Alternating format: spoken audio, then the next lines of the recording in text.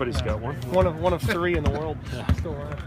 Well, what expectations coming in? Obviously, a big game for you guys tomorrow. Expectation is to win. It always is, and it better be at home especially. So obviously they're a very good team, very experienced team.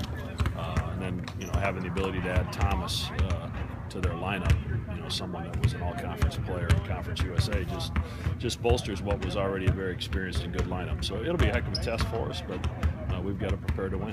What do you know about Ryan Kruger teams? I mean, what are they kind of designed? Well, they don't beat themselves. Extremely high level of toughness. Defensively, they're in the right spots. They'll pressure you and force you to turn it over, and then there's a lot of freedom on the offensive end. Yet there's some discipline to the plan as well. So I've always had great respect for how he's approached the game and the teams that he's had. I've gotten to know him on a personal level here the last 3 or 4 years in some coaches versus cancer events that we've taken part in together. So he's got a heck of a basketball team. They've got a chance to have a special season. On the surface, this looks like one of those early season games where you find doubts and things about yourself.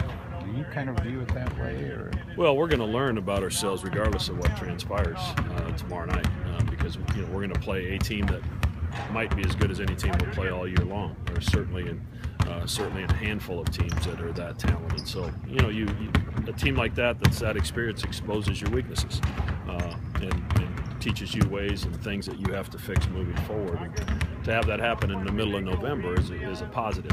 At the same time, I think there's things we can do to expose them. Offensively in particular, I think there's some things that we can do that maybe are a little different than what they've seen. So I think it's going to be a heck of a basketball game. Obviously we'd like to have a great crowd here tomorrow night, and I think we will. But it'll teach us a lot about our team. It's kind of, that wave of seniors that graduates now. This is kind of the first opportunity for this group to embrace that challenge and take ownership of a big game like this. Do you see them, accepting that and welcoming that challenge? I'll tell you in about 30 hours.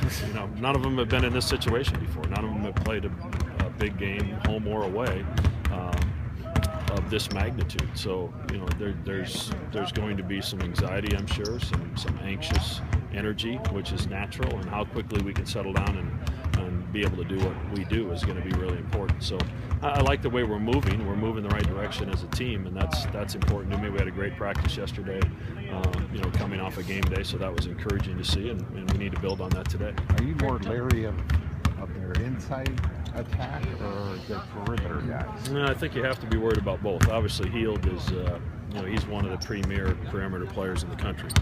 Made all 7 of his 3-point shots in their first game, and improved so much from his freshman year to his sophomore year. And I saw him a lot in high school, and the strides that he's made in a short period of time is pretty incredible. And he appears to have taken it to another level this year with his confidence, with his range, with his ability to put it on the floor a little bit better. But Ryan Spangler is someone we recruited hard out of high school before he committed to Gonzaga, and I've always been a huge fan of how he plays, his motor, his leadership qualities that he has and brings to the team. And as I said, Thomas is, what's scary is he didn't play very well in the first game, and I know what he's capable of, having seen him in high school and at Houston.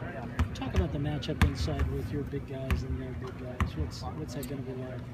Well, we have to find a way to try to stay even in that deal somehow, because Spangler led the Big 12 in rebounding last year. He's very active on the glass, and defensively he gives him the flexibility to switch some ball screens because he moves his feet so well. But he's going to chase it on the glass every time. So we've got to put a body on him. We've got to be physical with him because he's certainly going to be physical with us. One more for Coach.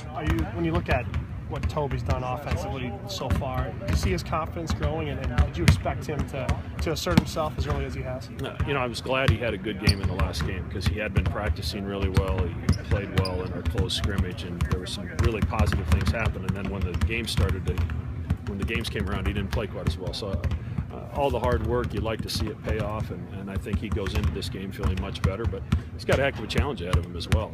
He's going to face a senior-laden front line with a ton of experience, guys that have been in big games and won big games. But that's how he gets better. So I think he's in a good place. I think he's playing basketball the way we want him to play basketball. He's in the gym all the time working on his game, and that can only help him moving forward.